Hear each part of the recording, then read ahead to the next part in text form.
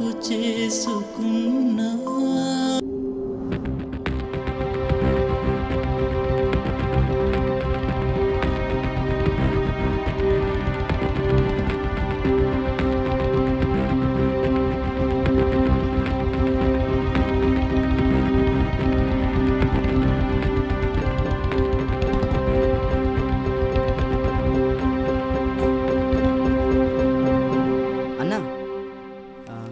ఈ ఫోటోలో ఉన్న పర్సన్ ఎక్కడైనా చూసారా? లేదు తమ్మి. ఎవరితను?